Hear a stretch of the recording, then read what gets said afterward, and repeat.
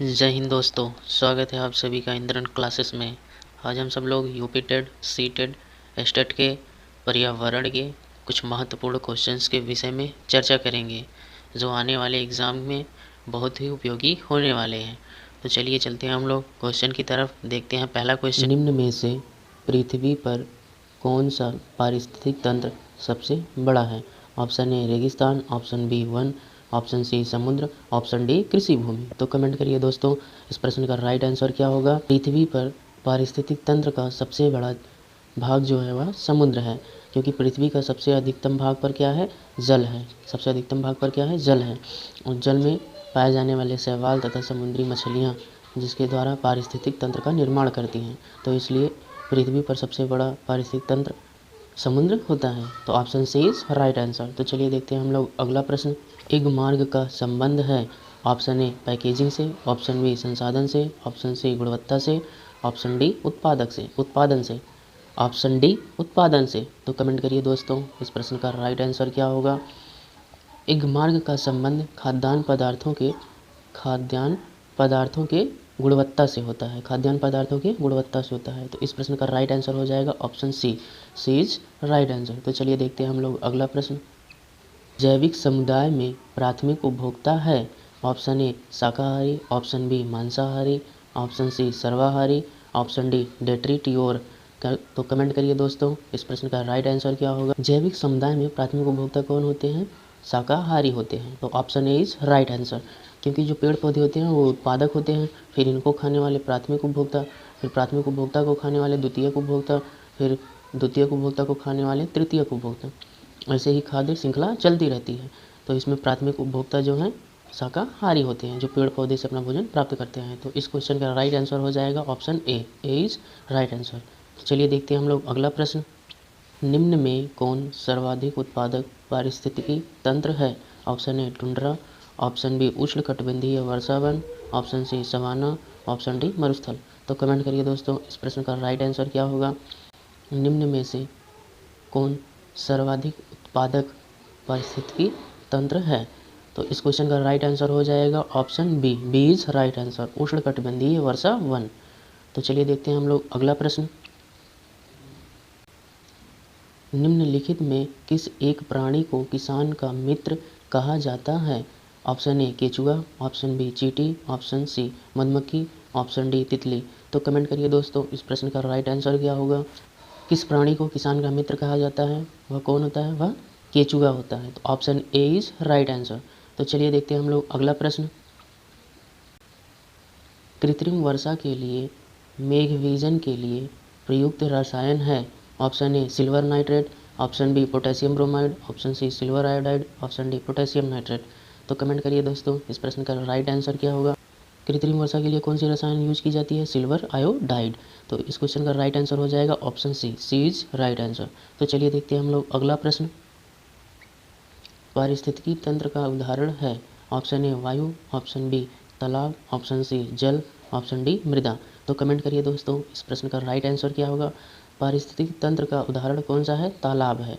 तो इस क्वेश्चन का राइट आंसर हो जाएगा option B is right answer. तो चलिए देखते हैं हम लोग अगला प्रश्न। अन्य मृत जंतुओं पर निर्वाह करने वाला प्राणी को कहते हैं। Option A parasite, option B decomposer, option C scavenger, option D omnivore. तो कमेंट करिए दोस्तों, इस क्वेश्चन का राइट आंसर क्या होगा। वह प्राणी बताना है जो मृत जीव जंतुओं को खाता है, तो उसे क्या कहते हैं? इसके वेंजर कहते हैं। और डीकम्पोजर जो होते हैं मृत जीव जंतुओं को अपने रासायनिक क्रिया के द्वारा मिट्टी में मिला देते हैं, उसे डीकम्पोजर कहते हैं। इसमें कवक आते हैं। इसके वेंजर में गिद्ध आता है, इसके वेंजर में गिद्ध आता है। तो इस क्वेश्चन का राइट आंसर हो जाएगा option C is right answer. तो चलिए देखते हैं हम लोग अगला प्रश्न। किस देश में सर्वप्रथम अम्लीय वर्षा हुई थी?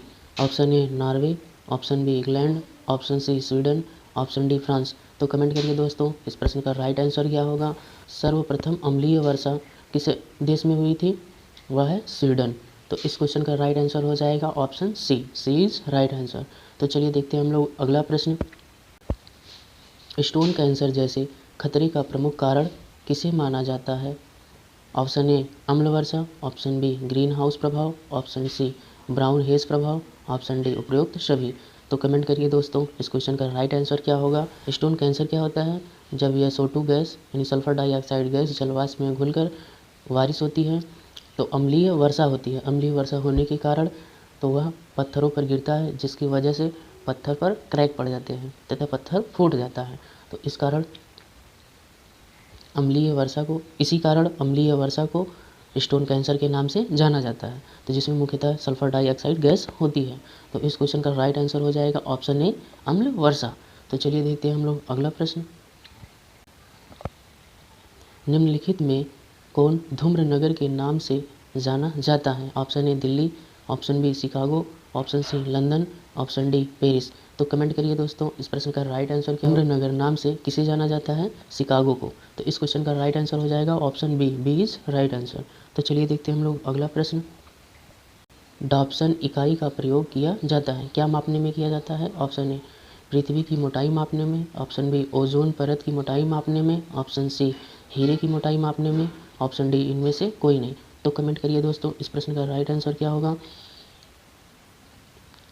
डॉप्सन इकाई का प्रयोग ओजोन परत की मोटाई मापने में किया जाता है। तो इस क्वेश्चन का राइट आंसर हो जाएगा option B is right answer. तो चलिए देखते हैं हम लोग अगला प्रश्न। जुगाली करने वाले पशुओं में जिस ग्रीन हाउस गैस का निस्सारण होता है वह है? Option A carbon dioxide, option B CNC, option C CFC, option C CFC, option D methane.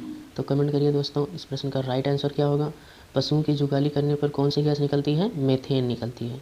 तो इस क्वेश्चन का राइट आंसर हो जाएगा option D is right answer. तो चलिए देखते हैं हम लोग अगला प्रश्न। प्रकाश संश्लेषण की क्रिया के दौरान निम्नलिखित में से कौन सी गैस उत्सर्जित होती है? Option A carbon dioxide, option B nitrogen, option C oxygen, option D chlorine. तो कमेंट करिए दोस्तों इस प्रश्न का राइट आंसर क्या होगा। प्रकाश संश्लेषण की क्रिया के दौरान निम्नलिखित में से कौन सी गैस उत्सर्जित होती है? कौन सी गैस होती है? ऑक्सीजन होता है। तो इस क्वेश्चन का राइट आंसर हो जाएगा option C is right answer. तो चलिए देखते हैं हम लोग अगला प्रश्न। प्रकाश संश्लेषण की क्रिया होती है ऑप्शन ए केंद्रक में, ऑप्शन बी हरित लवक में, ऑप्शन सी माइटोकॉन्ड्रिया में, ऑप्शन डी उपर्युक्त सभी में। तो कमेंट करिए दोस्तों इस प्रश्न का राइट आंसर क्या होगा। प्रकाश संश्लेषण की क्रिया हरित लवक में होती है। तो इस क्वेश्चन का राइट आंसर हो जाएगा option B is right answer. मिलते हैं नेक्स्ट वीडियो में और सभी महत्वपूर्ण क्वेश्चन के साथ। तब तक के लिए जय हिंद दोस्तों। वीडियो अच्छा लगे तो चैनल को सब्सक्राइब ज़रूर करें। मिलते हैं नेक्स्ट वीडियो में और सभी प्रश्नों के साथ। तब तक के लिए जय हिंद दोस्तों।